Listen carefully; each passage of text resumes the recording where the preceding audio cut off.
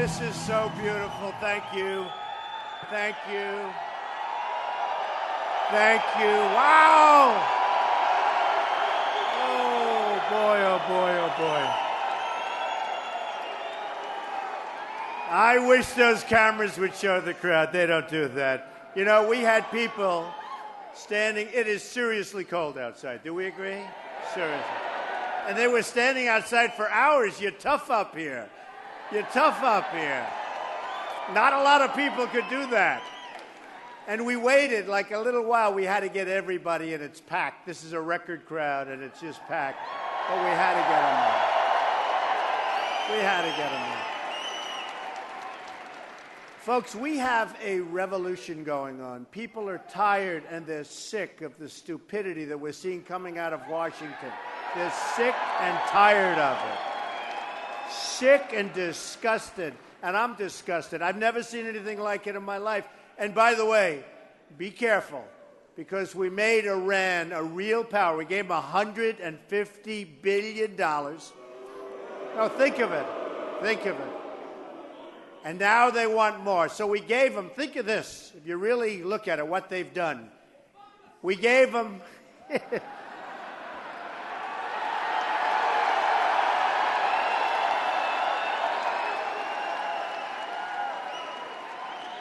You see, I'm not allowed to say that. So, good job. Oh, that's beautiful. That's beautiful. But we gave them $150 billion. We didn't get our prisoners back at all. We didn't get anything. We got nothing. We'd go in and say, we need this point. They'd say no. And we'd say, oh, let's go on to the next one. We didn't win anything.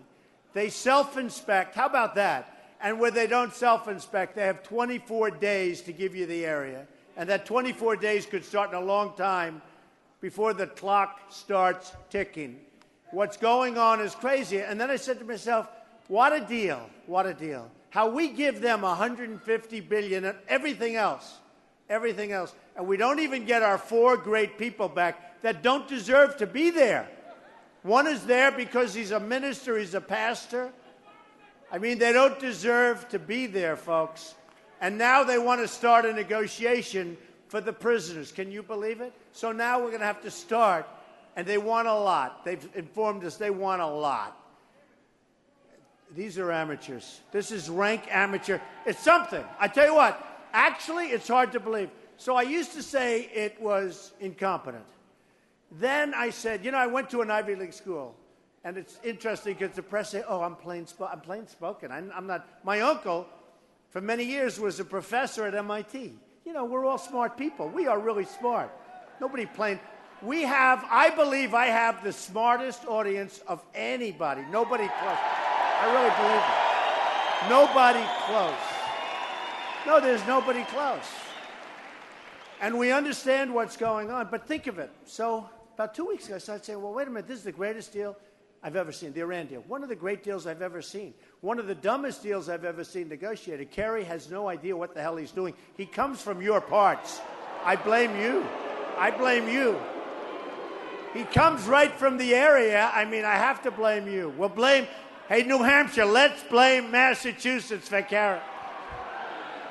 So, no, I mean, the deal he made is just incredible. But think of what they're getting. So they get the deal.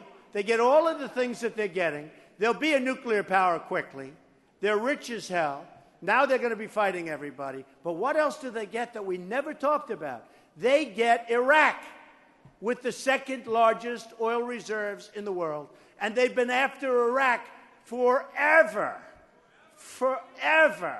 They've been fighting. You know, they were equal powers. And they go this way, that way, this way, that way. They go home and rest for a couple of years, then they start fighting again.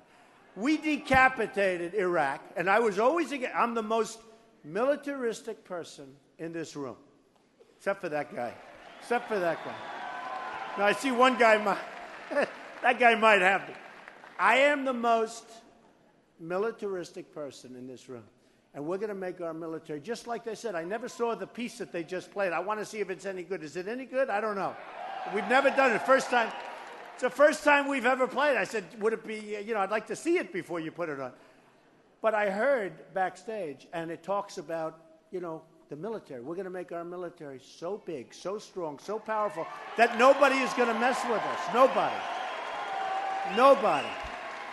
And we're going to take care of our vets like they're supposed to be taken care of, by the way. Because they're not being taken care of. So, when you think about it, Iran not only made a great deal, but they also got something that they've wanted forever. They got, and in the old days, they didn't want it for the oil, they just wanted it. But now, they also want it for the oil. Remember this.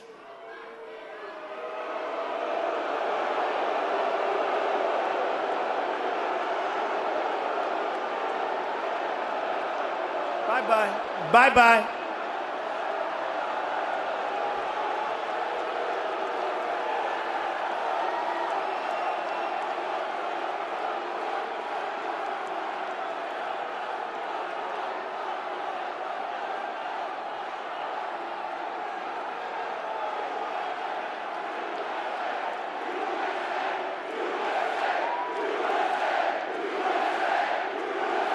USA, USA, USA.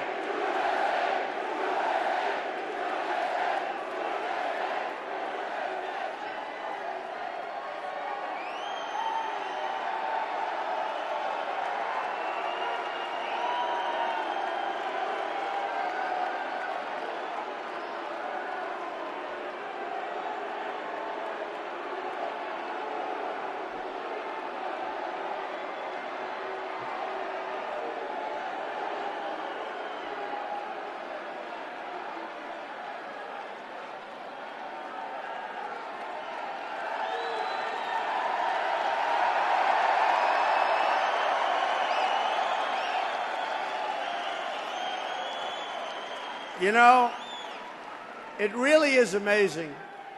And we have to a certain extent, be a little bit ashamed of ourselves, because for the last 8 years, we should have been doing the same thing.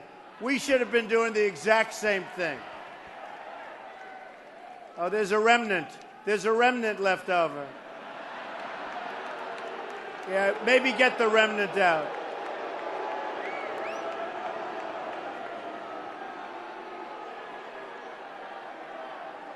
Yeah, get the remnant out. Thank you.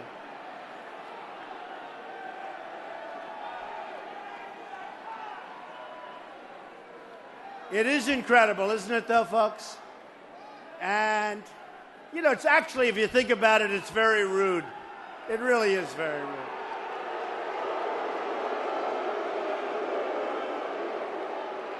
But I remember when Bernie Sanders, when they took over his microphone, that's not happening with Trump, folks. That's not happening with Trump.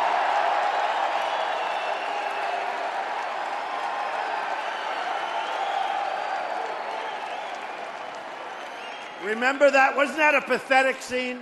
This is going to be our leader. I mean, I don't want to have to help Hillary. Although, in a certain way, I'd rather run against Hillary. I don't know.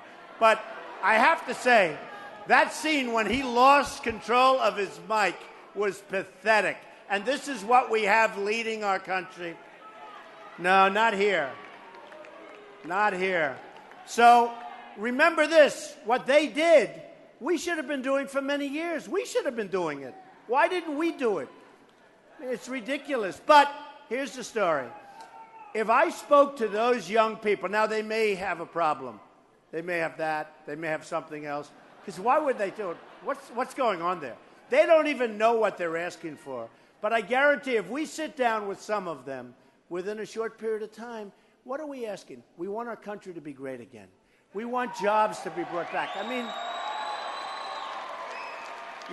there's really nothing radical. We want good health care. Obamacare is a disaster. We're going to repeal it and replace it. We want good health care.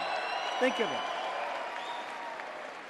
We want a strong military. We want to be protected. Now, maybe they'll say, oh, well, we don't want to be protected. Or maybe they'll say, well, we don't want health care. Maybe they'll say, who cares about Social Security? We're going to save Social Security, folks. We're not going to change the deal on you.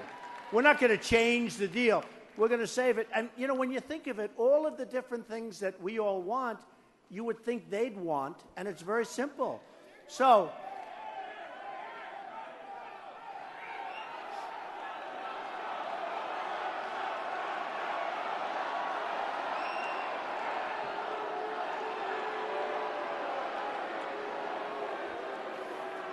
is that a friend or a foe? I didn't know. I don't know. It doesn't matter. They're all friends. We're all friends. You know, I tell people, sometimes I'll be rough. I'll say, get him out of here. It's true. And the press will go, he was so mean. And then one time, 2 weeks later, I said, there was a rough person. I said, you know what? It doesn't matter. Treat him really, really nicely. And I got criticized for being too nice. What's going on back there?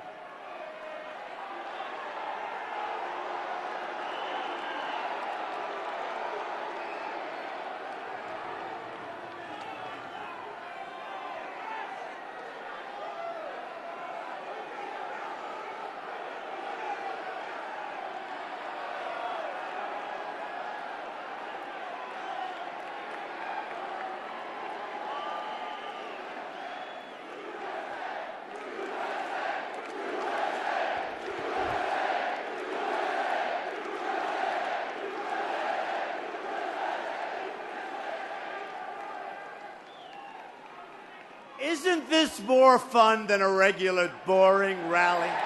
Seriously. Isn't this? To me, it's fun. And you know what? We have a lot more time than they have, because right now they're being sent out into the cold. You know? And it is true, though, if you could talk to these people, we would, I mean, unless they have bad intentions, which is possible, or unless they're doing something they're not supposed to be doing, you would think that they'd want to see a strong country, a great health care, all of these things that we talk about all of the time. Strong borders. And by the way, we will build a wall. We're going to have a strong border. We're going to have a strong border.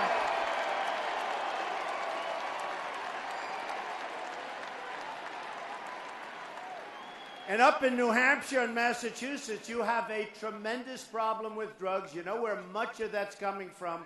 We're going to stop it, and we're going to work with the people that really have had the problem, and we're going to try like hell to get them better, because they have to get better.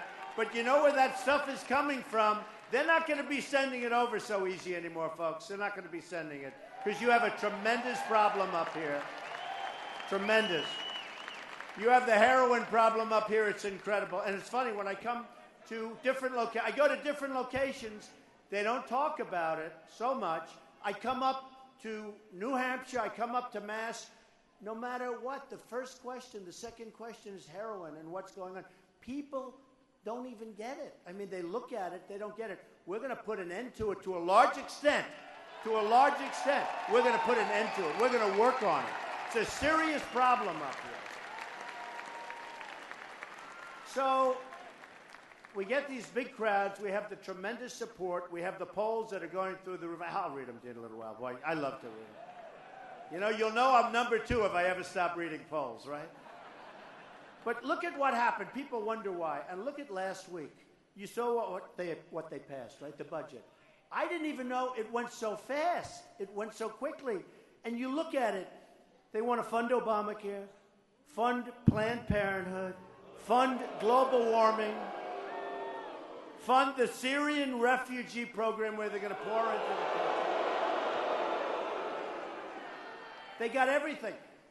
I'm saying, where are the Republicans? Where are the leadership? There's no leadership. They got everything. And it was done so quickly. It was done like, it seemed like it was done in 24 hours. It was done. Right? It was done so quickly.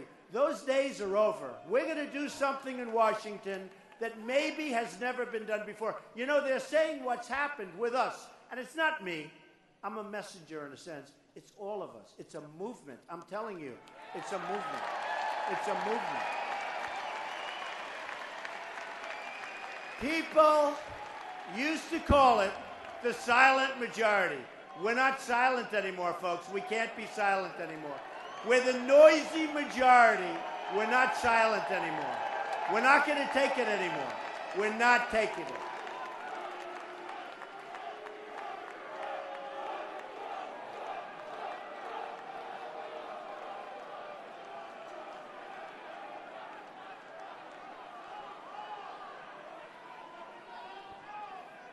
They remind me a little bit of Hillary. Yeah. No energy, no stamina, no strength. Yeah. True.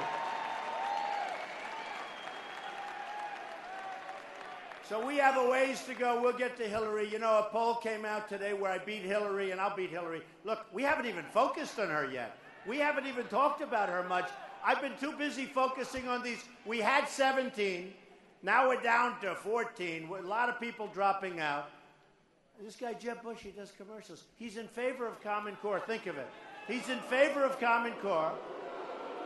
He says they come over the border as an act of love. How about that one? An act of love. Tell that to the people that were killed. It was an act of love, all right? So I look at what's happened, and I look at the people that I'm running against. Some I like, some I don't like so much. I'm not supposed to say that politically. It's not politically correct. But we gave up now, folks, on political correctness because we don't have enough time. We don't have enough time. We truly don't have enough time.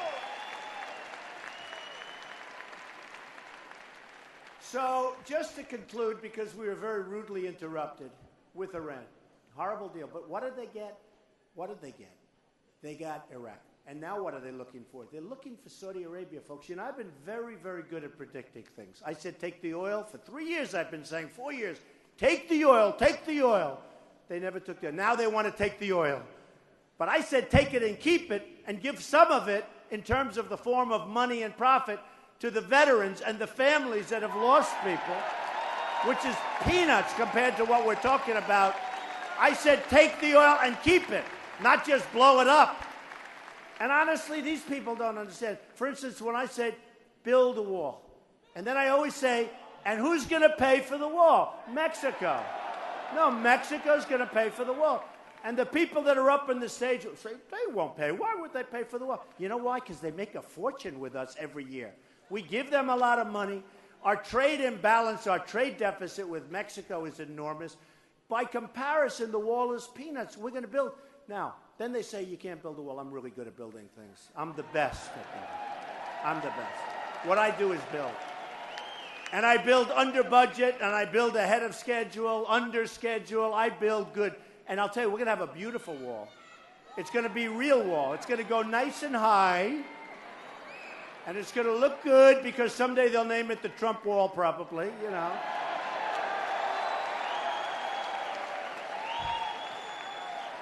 But when I say to the politicians that Mexico is going to pay, and they even come back and see me, and you know, they're friendly. They say, Don, you're not going to be able to get them to pay. I say, so easy. It's so easy. It's like I tell the story about Ford, right? Ford's building a $2.5 billion plant in Mexico. What do we get out of it? We get nothing. They close up factories in Michigan and other places. We get nothing out of it. They're building it, and I would tell them, folks, you're going to sell cars to us. You just let all those jobs go.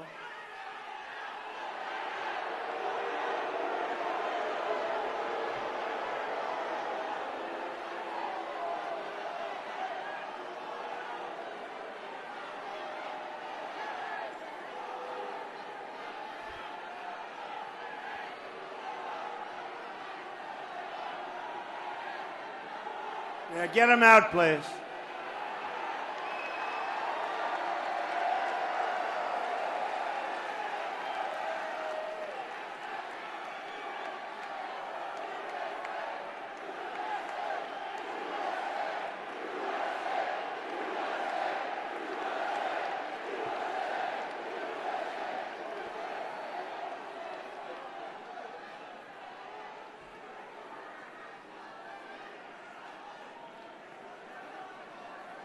You know the sad part, it's such a small group of people. We have thousands of people here. We set a record in the history of this, and tomorrow the headlines will be protesters. That's what it's going to be. And they do it purposely. They wait 4 or 5 minutes and they do a protest. Yeah, get them out.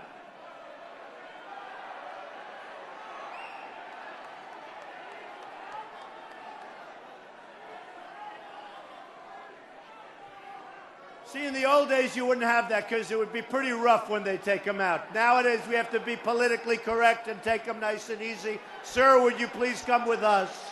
Sir, would you please? In the old days, this wouldn't happen. In the old days, it wouldn't happen. And by the way, the police, they're over there. They do a great job. They are great. They are great. They're getting pretty well beat up. These are great people. They're great people. So when Ford builds a plant in Mexico, spends $2.5 billion, and one of these political people, assuming they were in that position, they will let them happen because I'm self-funding my campaign. I'm putting up all my own money. Nobody knows the game better than me. Nobody knows the game better than me. And all these people, you see these funds where they have Jeb, $128 million. This guy spent $59 million, and he's at the bottom of the barrel. No, it's amazing. And I'm guilty. You know, I feel so guilty because I spent nothing and I'm at the top. Wouldn't it be nice? And, you know, one of the very good reporters asked me a question before. Why are you even spending money on this? Because I'm going to take like a couple of $1 million a week and spend it. I said, honestly, I feel guilty. I feel guilty. All these people are spending all this money. I feel a little guilty. I used to tell people, I spent nothing. Jeb spent $59 million. He's at the bottom of the barrel. I'm so far. Wouldn't it be great if we could do that for our country, where we spend less? Really? Wouldn't it be great? I mean, Hillary, I looked at her office bill. Her office space in New York, it's all beautifully built out. The money they spend, and the money these enablers, I call them, they're enablers. The money they make for raising money is incredible.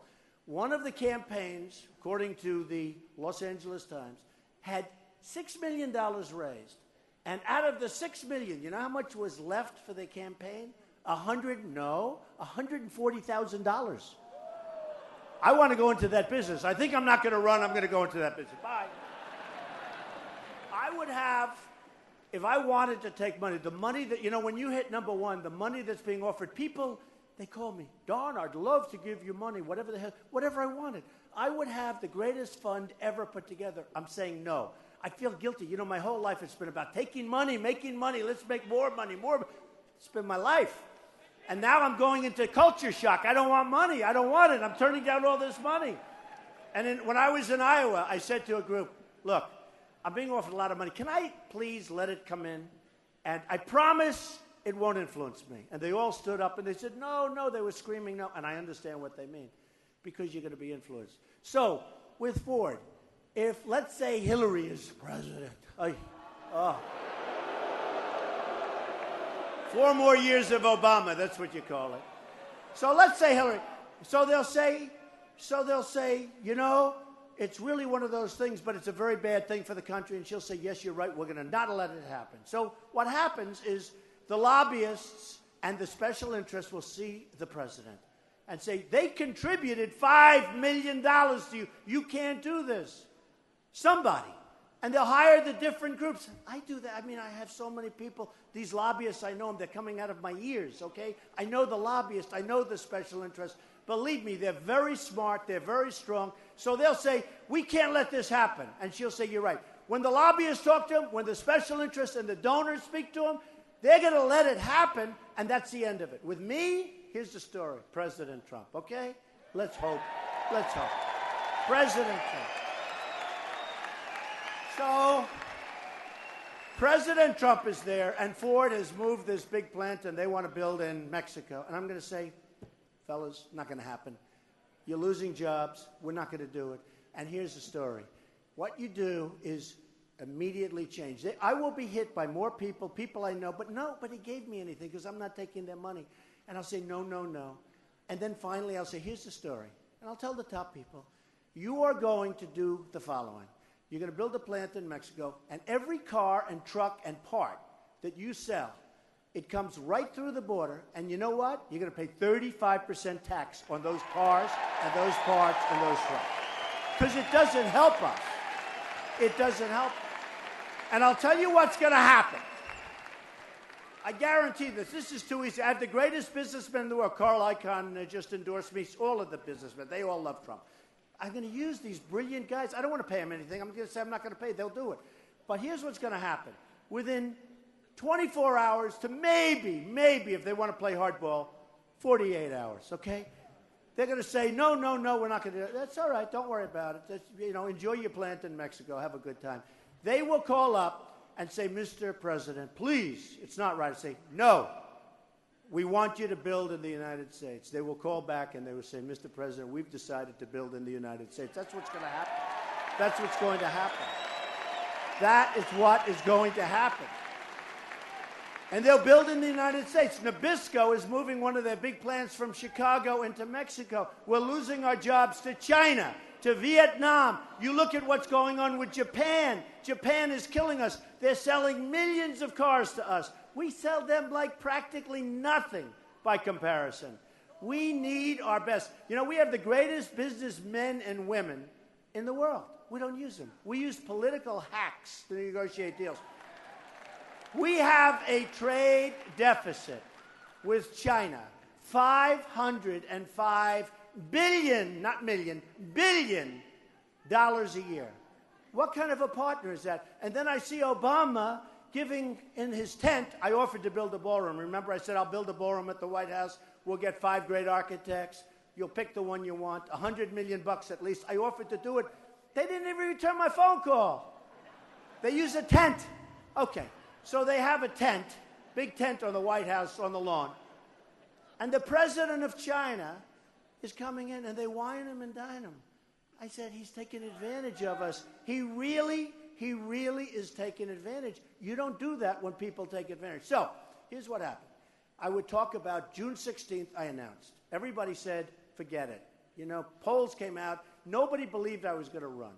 And then I said, I got to do it. There's too many stupid things happening. It was driving, right? No, I didn't want to do it. I didn't want to do it.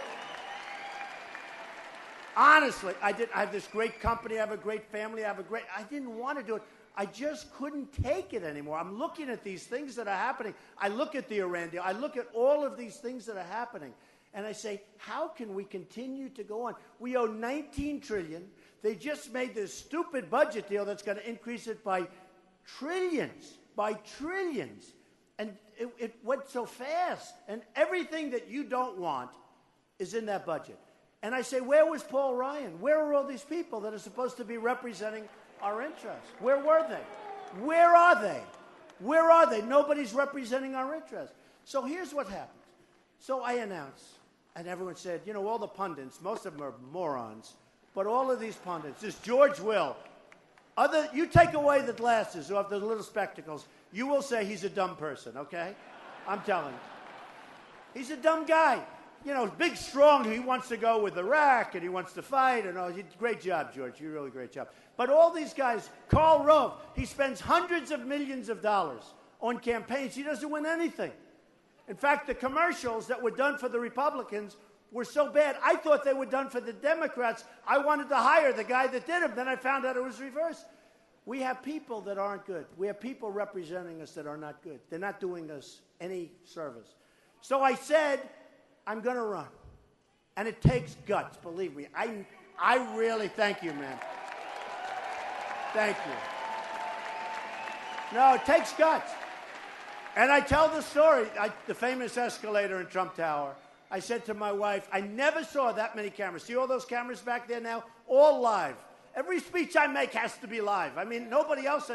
The other guys, they speak and they give the same speech over and over and over. They read it. They have teleprompters. For 200 people, they'll have a teleprompter. I don't use teleprompters. You know what I use? I don't use teleprompters. I don't use teleprompters. We have a president that uses teleprompters. Believe me, I don't use teleprompters. It's a different thing. When you get up before large crowds, thousands and thousands, like this is a record for the building. When you get up into these large crowds and you speak from the heart. You speak from the heart. Believe me, it's a lot different. I tell the story, a friend of mine who's a very, very successful guy, very, very successful, and I was speaking in Dallas, and I have 21,000 people in the arena, the Mavericks arena, packed, and it was great. And he couldn't believe it. He said, could I see a copy of your speech? I said, what speech? I don't do copies. He said, I speak. There is such love in the room. And I told him that. He didn't understand it because he's not a guy to do this. I say, there is such love in these rooms. Here, Dallas, no matter where I go, here, we're in Massachusetts, we go to New Hampshire, we go to Iowa, we go to South Carolina, we go to Nevada. No matter where I go, we go into Florida where it's been incredible. I go to Texas. It's all the same. It's love. It's love. They love our country. They love our country. You know, the theme is Make America Great Again. They want to make America great again. That's what's going to happen. We're going to make America great again. We're going to use our best people. We're going to use these people that I talk about. We're going to make this country maybe better than ever before. And we can do it. We can do it because the people are so amazing. So when I told my friend, I said, no, I go up without notes, without anything. I don't read the speech. I don't do the teleprompter thing, which would be so easy. Wouldn't that be easy? I have 2 teleprompters. I watched Hillary the other day. She has the biggest teleprompters I've ever seen. In fact, if you're sitting on that side of the room or that side of the room, you can't even see her because when they're outside, they're painted black. So you can't even see her. But she's got the biggest teleprompters. We don't need 4 more years of Obama, and that's what you're getting with Hillary. That's what you're getting. No, that's what you're getting. And I believe it might be even worse, if you want to know the truth. It might be worse, okay? And we don't need that. But I speak from the heart. And I said to my wife, boy, I'd rather not do it. And I looked down, and in the atrium of Trump Tower, it looked like the Academy Awards. It really did. I've never seen so many cameras in my life. We have a lot. Look at all the cameras here tonight. And all live television. You're all on live. Wave. Hi, folks. And I wish, you know, I always do this. I always do it, but I wish they'd turn the cameras and show the audience, but they tend not to do it. They tend not to do it. They tend not to do it. They don't like to do that. We won't do it too much tonight. But I said, oh, wow. They're doing it. Wow. They're doing it. Whoa.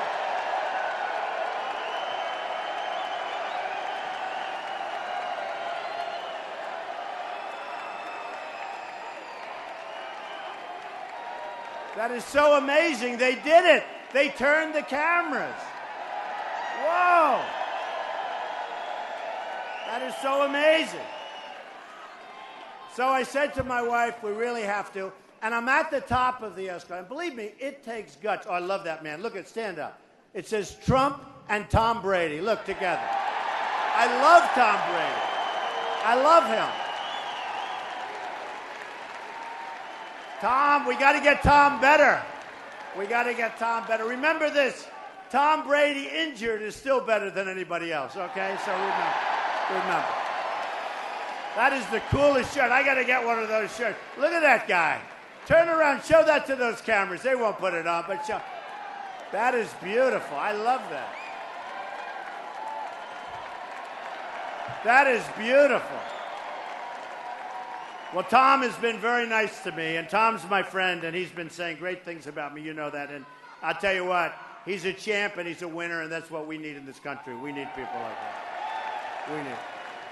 So I said to my wife, got to do it, got to do it. And we went down the famous escalator, right? Boom. And she was waving, and I was waving, and I said, man. And then I brought up a thing called illegal immigration. And nobody, I'm telling you, and did I take heat? Did I take heat? Rush Limbaugh, who's a great guy, said, nobody has ever taken more incoming than Trump.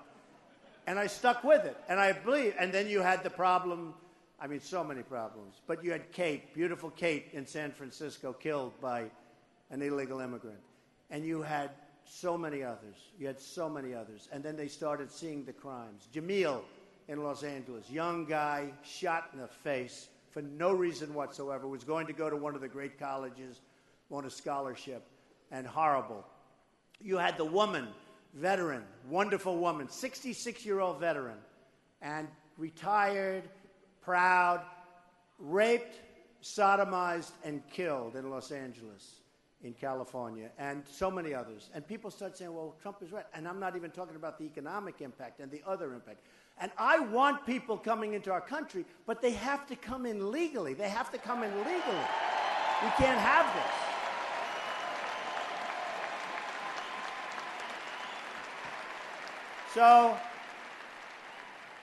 So I said to my wife, I took a deep breath. That's what it is, because it takes guts. I took a deep breath. I said, let's go.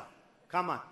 And we went down into that area with the cameras, and I spoke again from the heart, and it was an amazing day, and what's happened since then has been incredible. People have said there's never been anything like it, and it is a movement. The reason this arena has never been used, because nobody could fill it up, nobody could even, I mean, these other candidates that come, if they have 59 people, it's true. We get 10,000 people. If they have 59 people, if they have 103 people, we had a case where we had 4,500 people in New Hampshire, and fairly close down the way was Jeb Bush, where he had 104. No, it's true. But they had the advantage because they all fell asleep. They got a good night's sleep. My people don't sleep. So we went out, and I did it, and we started telling the country what's going on. And a lot of people, you know, the George Wills and these characters, they say, well, he won't run. He's just having a good time. It's not having a good time. As much as I love you people, I could be doing other things right now, I must tell you. I could be doing other things. But I said, we have to do something. We have to do something. We have something that's so great we can't lose it. We're going to lose it. The way we're going right now, think of it. We have a military that doesn't perform. We have generals that go on television all the time and talk. We have a president that when he sends 50 people over, he has a news conference to announce that 50 people are going over to Iraq. So now the enemy is looking for those 50 people. Why can't he keep his mouth shut? Why can't he just let them go? Right? Why can't he let them go?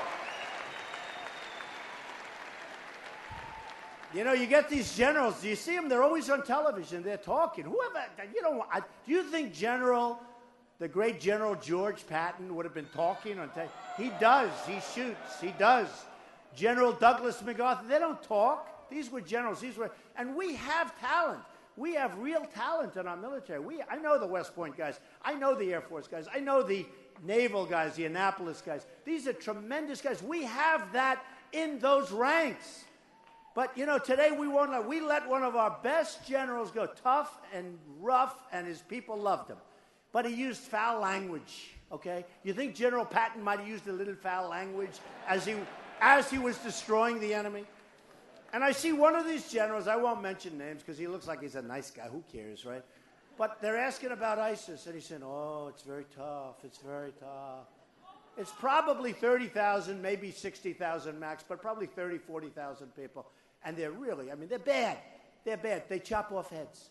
When Hillary said, I don't like the tone of Mr. Trump, the tone, they're chopping off people's heads in the Middle East.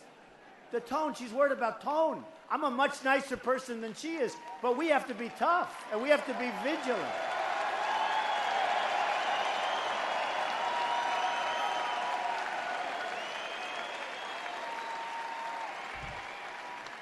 So I said to my wife, look, we go down. We did a great thing. And that's when the whole thing with illegal immigration came up. And it was, you know, originally everybody was going crazy. And then now they can't, I mean, now they're trying to. I heard one of the candidates, and I won't say who because he happens to be a very nice guy, but he was being interviewed this week. First time I heard it.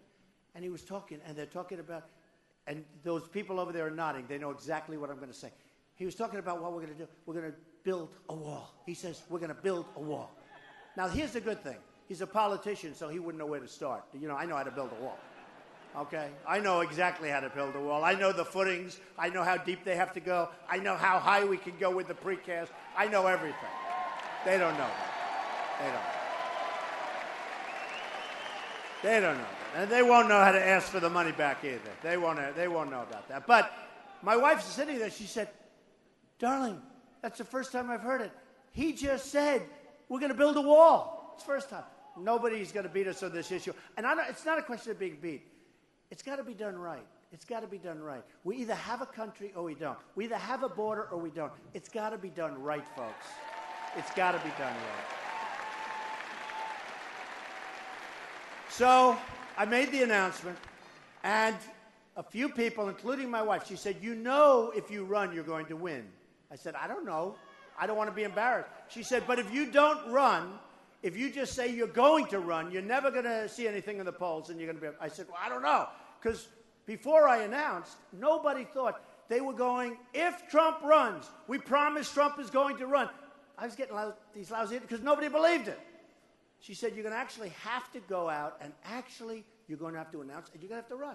Now, if you run, you're going to win. So I said, well,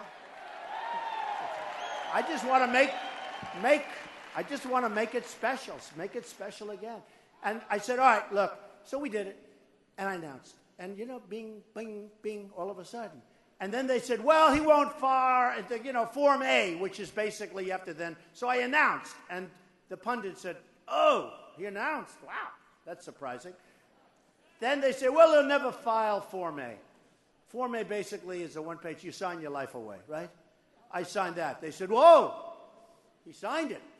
Then they said, well, he'll never file his financials because maybe he's not as rich as everybody thinks. So we have a long time to file the financials, and we have lots of 45-day extensions. And I filed it ahead, almost 100 pages, the longest financials. Oh, not another one of these characters. I'm in the midst of my best story. I think they're on our side, right? Are they on our side or not? Yes, I think so. It's all right. Let them shout a little bit. Just, take them out.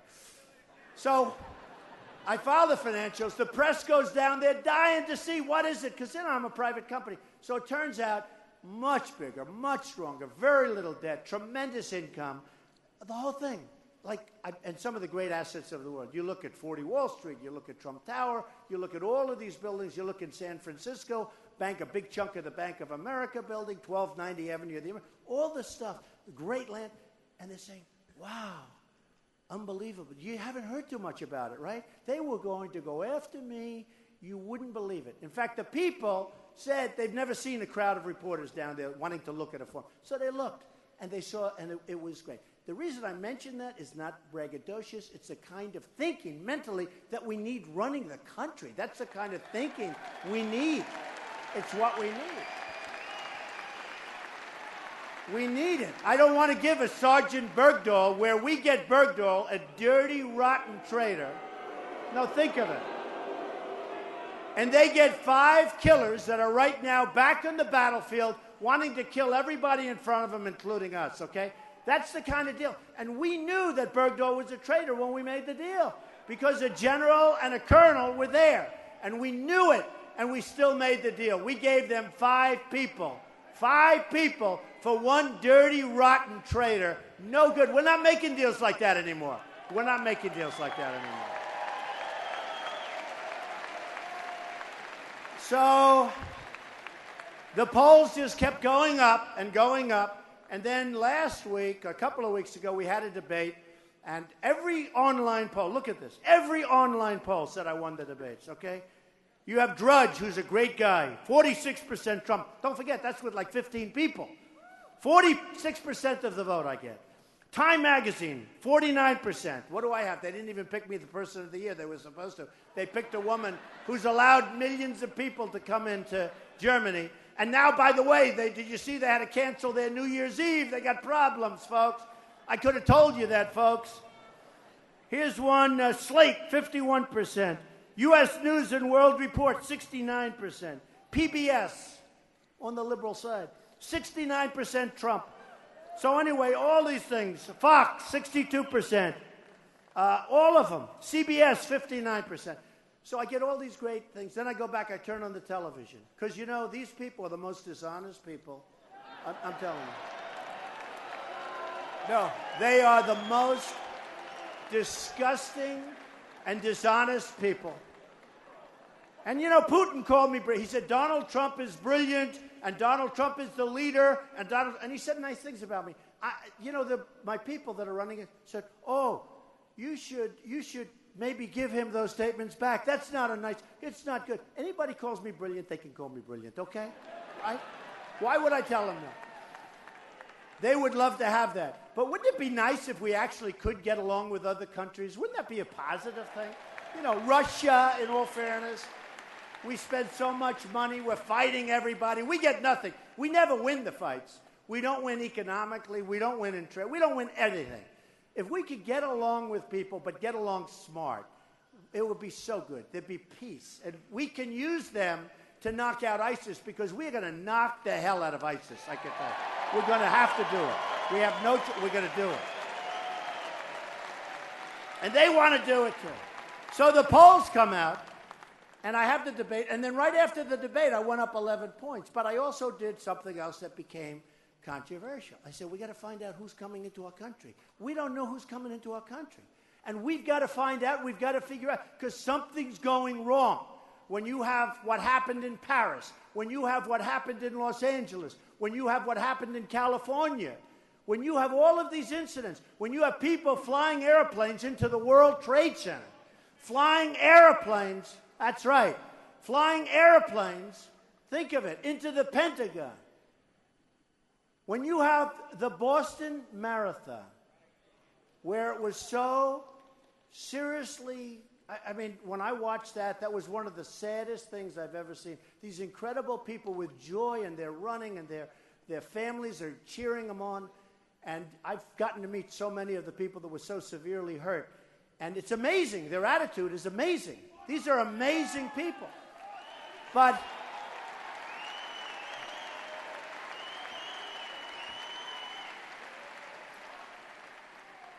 there's something going on, folks, and we got to get to the bottom of it because we can't allow it to keep going. We can't let it. So we got to get to the bottom of it. And what happened, we had the debate, and I went up 11 points. I went up to 39 and 40 and 41 and 42 in one poll. And CNN came out with a big poll.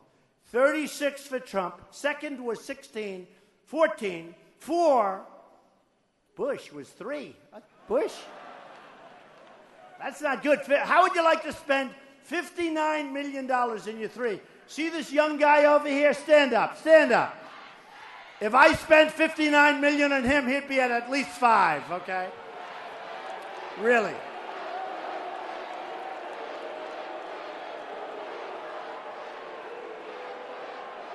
Get him out.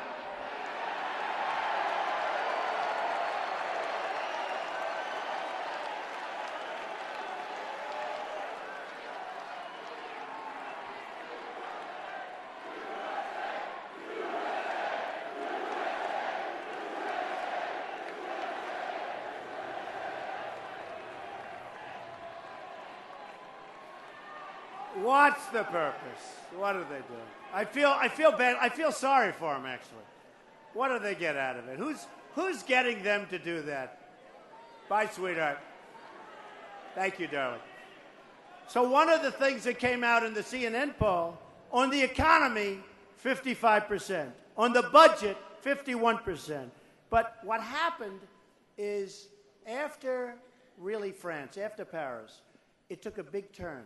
And people all of a sudden, they want me to handle trade, and they know I'll do that. I'll put Carl Icahn, I'll put other guys. Believe me, we will do beautifully on trade. We're not going to be losing $505 billion.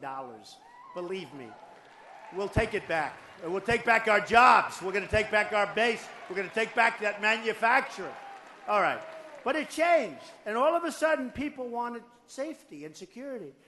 And it came up, illegal immigration. Trump is almost at 50% with 15 or 16 people. And then ISIS. Who can handle ISIS best? Trump is almost at 50% with all of these people running. Foreign policy. I win on foreign policy. So people want to see somebody that knows what the hell he or she is doing. And we are going to do something special. We are going to do something special. We are going to really do something special. So I won't even go over the other polls. I love talking about them. Some of the other candidates says, isn't it terrible the way he talks about polls? It's because I'm number one. If I was number two, I wouldn't even be talking about them. I promise. But as long as I'm number one, we're talking about those polls. So we have a president that won't use the term radical, right? What's the word? Radical Islamic terrorism. How do you solve a problem when you refuse to say what the problem is? You don't solve it. You don't solve it. So what we're going to do, and we're going to do it together, and I'm telling you, people, and these people have been writing about it, and they hate like hell to do it, but they say they've never, in this country's history, seen anything like what's happening with, not with me, with us. They've never seen anything. They've never seen anything like it. We are going to be smart in our country. We are going to be unpredictable in our country. We are not going to tell the enemy that we're leaving Iraq on such and such a day in 18 months. So the enemy goes, and when I'm watching television, I'm saying, I see this, and I see, what? That must be a mistake. Maybe it's a camouflage. It didn't. That was the date they left. So the enemy goes back, we leave, and boy, did they knock the hell out of everything, right? ISIS comes along. I said, take the oil. They didn't take the oil. All these things. We're going to be smart, but we're going to be unpredictable. We're not going to be telling, and I know a lot of people, one of the reporters said to me tonight, well, you have to explain exactly what are you going to do. I said, I really don't want to tell you. You know, when I kept saying the oil, it took me 1 year to actually announce it because so much pressure was being, I said, I don't want to tell people. I want to surprise them. I want to take the oil, but I don't want to tell them I'm taking the oil. Does that make sense to anybody? I want to surprise them one night at about 11:30 when it's dark and go in there and take it. But, you know, the press is saying, but you have to do it. You have to say, you have. So I end up saying 3 years ago, I end up saying, take the oil, take the oil, take the oil. Now everybody's saying, now it's tougher to take. But we have to be unpredictable. We have to be smart. We have to be tough. We really need, though, more than anything else, the spirit this country has is unbelievable. But we're losing our spirit. I thought that Barack Obama, one thing I would say, I thought he'd be, at a minimum, I thought he'd be a great cheerleader for the country. And he's been a great divider. It's a divided country. It's a country with so much hatred. It's got so much hatred. We are going to take our country and we're going to fix it. We're going to make it great again. We are going to fix our health care. We are going to take care of our vets. We are going to fix our military. We are going to strengthen our borders. We're going to build the wall, but we are going to strengthen our borders. We have great Border Patrol people. These are amazing people, and they're told to stand back, let people flow across, stand back. That's not happening anymore. We have a country. We are going to make it great again. We're going to make it greater than ever before. I love you all. I love you all. Thank you. I love you all. Thank you. Thank you. I love you. Folks, what a live event that was.